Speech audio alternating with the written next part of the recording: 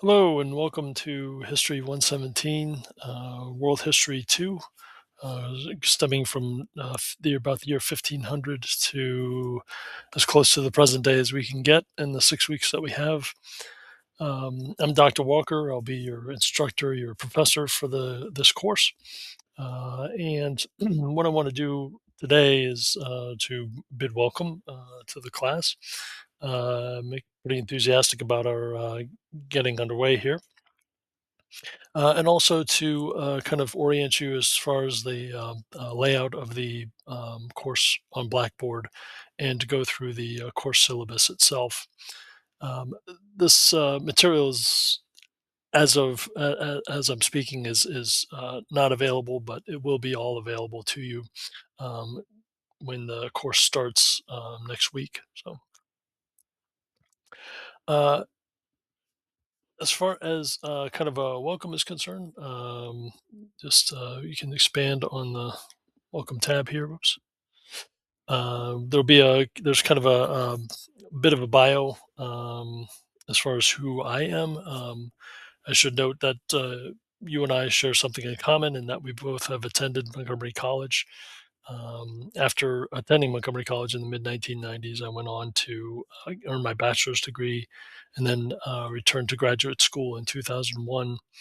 And in that process, earned my PhD in 2010 in U.S. foreign relations history or diplomatic history and international history, which caters well to the world history kind of workload. Will also be There's also an opportunity here to introduce yourself, which I encourage you to do. This is part of week one assignment. Again, in about 75 to 150 words, go ahead and just introduce yourself to me and your classmates to build a sense of community. But moving on, we have the course syllabus here right below the welcome. It's kind of broken out into its own separate folder, as you can see. Clicking on this.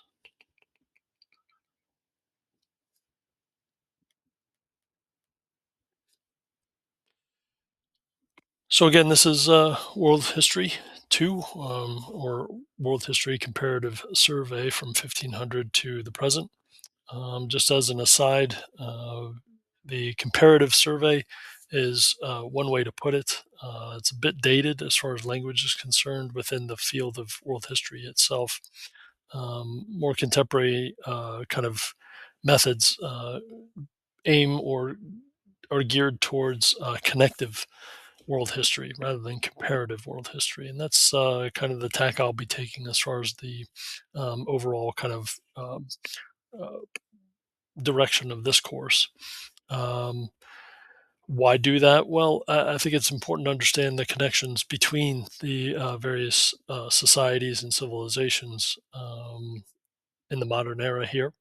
I mean, we like to speak of a lot of division, but more often than not, there are historical episodes and historical kind of experiences that are more of a shared kind of narrative, regardless of where you are in the world.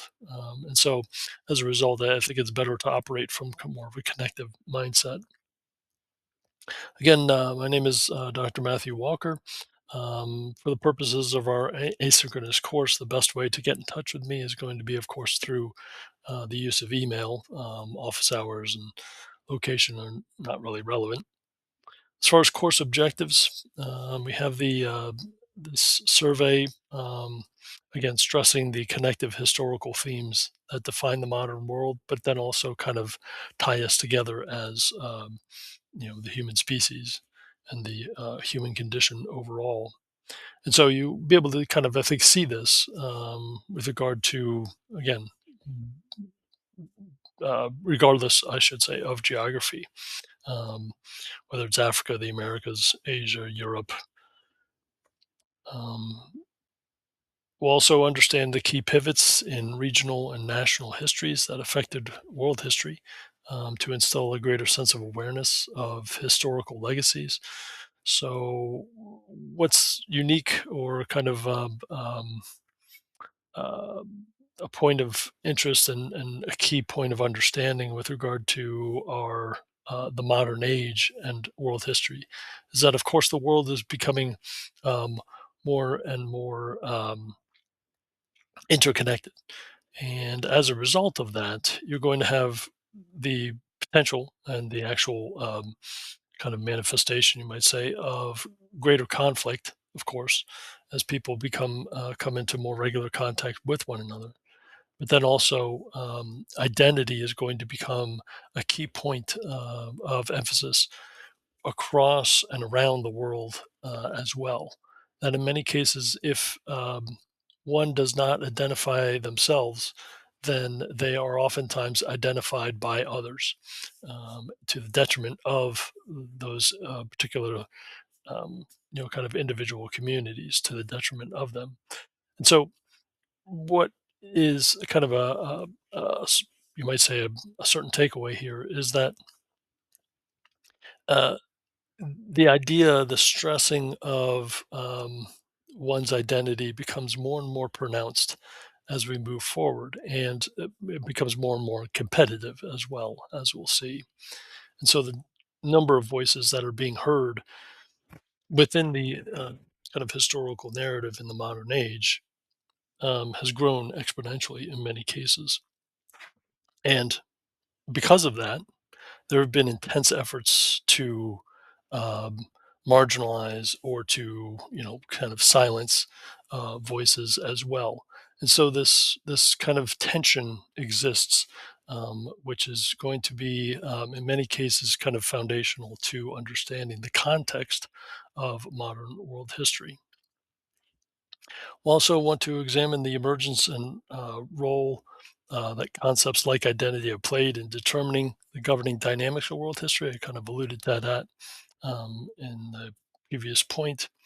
And by kind of more in a mechanical orientation, the study of history and the ability to incorporate various perspectives into more of a cohesive historical narrative means that we're going to strengthen our abilities to analyze historical sources, their legitimacy, and assess their impact, and in this way, enhance our critical thinking skills and critical analysis skills as well.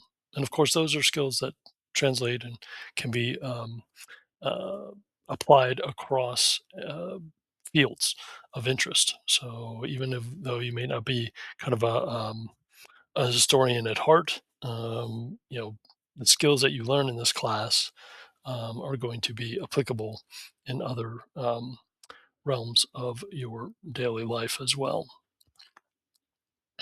As far as required readings, we do have the textbook here, The Earth and Its People, A Global History. This is going to be volume two, eighth edition. I've included the ISBN number, and I encourage you to get this book as soon as possible because it is going to be a key pillar in the assignments that are going to be um, determine the overall course grade for your grade. So be sure to get that ASAP. And again, the textbook itself is a source. It is a different perspective. It may cover material which is not covered in lecture, which I'll be recording and uploading to Blackboard, which will serve as kind of the the the backbone, if you will, of the course itself. And I'll also be incorporating other third-party material, usually documentaries or videos pertaining to special kind of topics that will be able to focus greater attention on a specific area or experience or individual. As far as attendance, again, we're asynchronous here, so attendance and participation discussion, which I'll talk about in a few minutes, factors into your overall grade. So it's going to be incumbent upon you to make sure that you're keeping up with the pace of the class. As far as personal conduct is concerned, of course, Montgomery College is an institution, a welcoming institution, and one that observes common courtesy and respect at all times. So this is a place of learning and growing. Um, uh, any ideas or kind of perspectives, points of view are uh, to be shared, but then also kind of critiqued as well. So this provides a space for that to happen, even though we are online or virtual, I should say. As far as grading is concerned, it's pretty straightforward.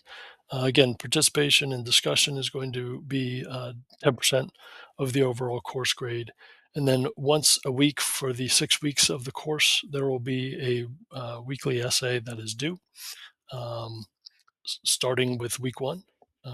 Typically, these essays, I'll get more into it in a bit, but typically these essays, there'll be a choice, usually probably two essay questions.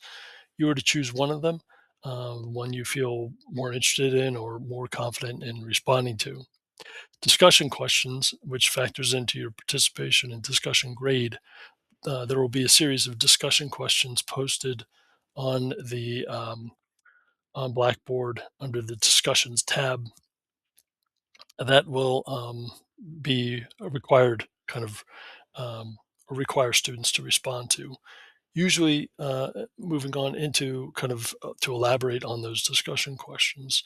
Um, Again, these will be it could be discussion questions drawn from the textbook itself. Usually, at the close of chapters, they have kind of a series of reflection questions. They also could be kind of questions that I kind of draft on my own.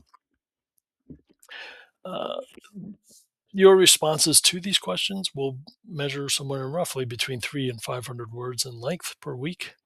They're due by midnight of the due date, which I'll get into when we talk about the overall kind of general structure of the course itself and the closing pages of this syllabus. It's important for students to understand, though, that I will be reading and posting follow up questions to your individual posts, and you will be required to respond to those if I have, decided to kind of, either press a matter or am asking you to kind of provide additional kind of context or uh, greater kind of clarity, you might say, on a particular point of view that you or a particular point that you've mentioned in your initial discussion. This is not punitive. That there may be a week or two in which I don't post a follow up question to your particular thread. That is not commentary in the positive or negative on your particular response for any given week. It is part of the learning process as far as understanding, the nature of uh, intellectual interaction, and so that's part of the rubric, you might say, for my assessing your participation in discussion part of the grade. Just as a quick note, and this will be elaborated on later in this segment, in this review of the syllabus, but AI generated work is not going to be permitted.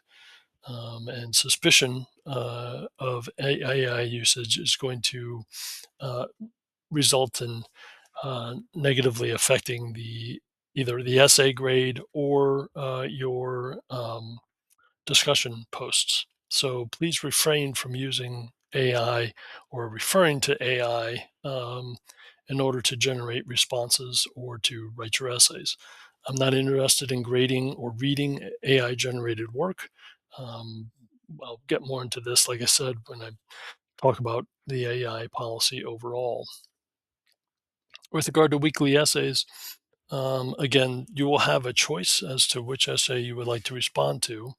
The essay question or the essays that you're going to be drafting should be 4 to 5 pages, double spaced, using 12-point font in the Times New Roman font itself. with standard margins. I'm not going to be interested in how lengthy your essays can be. Actually, to write a more concise essay of 4 to 5 pages is actually going to prove to be quite challenging, especially when within that space you're going to have to include 3 examples from drawn from the textbook or the third-party content, and 3 examples from uh, uh, the lectures and videos of the lectures that are posted on Blackboard. So when you cover that, when you kind of begin to um, include that information and begin to assess it and critique it, which is going to include a discussion of the who, what, where, when, why, how, and most importantly, the significance of the examples that you choose to include in your essays week to week. Um, it is going to take up quite a bit of space very quickly. So, your mastery of language and being concise with your language is going to be an exercise unto itself. It's going to also improve your writing, which is a key function of this course as well. These details must be incorporated into the essays using complete sentences. I do not need to have you identify, I'm talking about the who now, or the what, or the where. That'll be self evident in your writing. It should flow rather naturally as far as organizing and composing an essay is concerned. If I have any questions, I'll be grading these, as I said, and kind of marking them up and getting them back to you so that you'll have kind of building a record of, improvement over time, which is what I'm looking for um, as far as the overall kind of content of this course. And I think you will see over the intervening 6 weeks that your writing hopefully will improve by the end of it. I don't expect you to use uh, or to even consume, I should say, um, the lecture, textbook, and third party content all week in and week out. Um, the lecture and the textbook should be the kind of first 2 go-to items. The third-party content, again, kind of documentaries and other kind of informative investigations of drawn from YouTube videos and the like, are there as kind of supplemental information, providing kind of a deeper, more contextual understanding of, again, a person or an event or what have you. So you should think of it and kind of begin to kind of orient yourself and kind of categorize the importance of information in that way. I ask that you refrain from using any examples or any references outside of the eligible course material. It will not be accepted. So, with the lecture, between the lecture, the textbook, and the content that is posted on the Blackboard site itself for this class, that's going to pretty much be pretty ample as far as giving you, you know, a pool to draw from as far as not only historical examples, but also an understanding of how to respond and to address the essay question and kind of the bundled questions within it. So again, AI generated work is not going to be tolerated. This is not a class to, kind of improve your AI, kind of, um, what can I say? Your AI um, interaction. I'm more interested in your understanding and mastering the core concepts of the historical narrative that we're covering in this class. Again, plagiarism, generally speaking, should not be a problem in this course. These essay questions and these essays that you'll be writing are not research papers. It's not necessary that you cite sources. If you need to reference material from the textbook, you can say, in chapter 18, it says that, um, XYZ was kind of a key element in determining ABC. So that general reference is going to be enough for the purposes of the essay itself, and kind of just referencing where you're getting your material from. If it's taken from a lecture, you know, just offering that it's, as per the lecture. You know, you can give the title of the lecture if you wish. That's fine, but wouldn't necessarily be crucial. And also for the third-party content on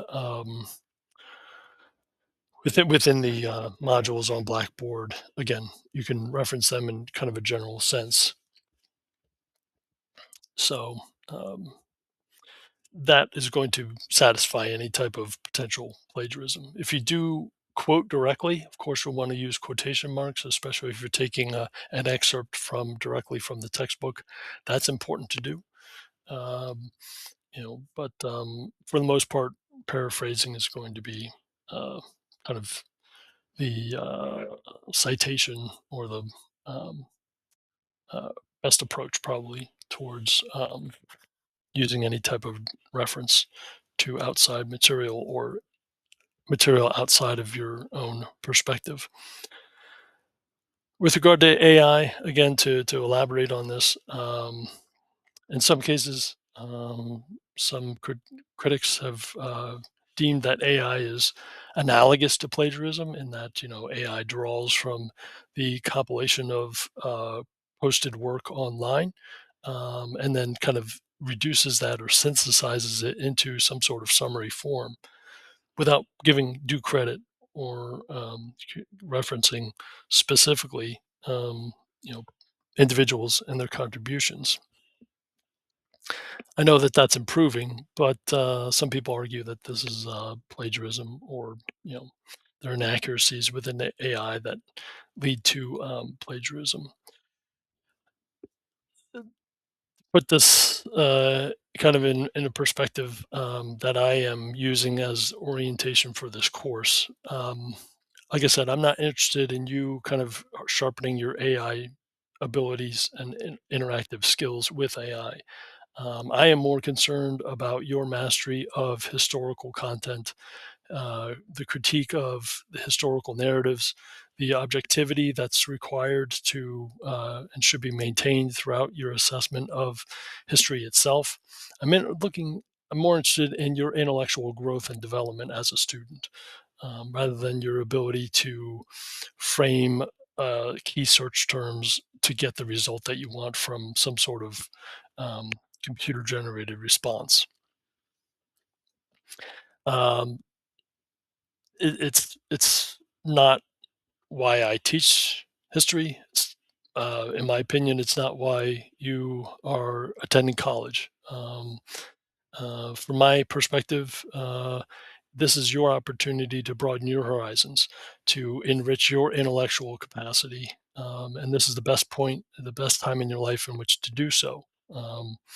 That you have the time, you have the energy, you have the mindset in which to do that. And I don't think that AI, I think it does more of a disservice when it comes to that academic pursuit.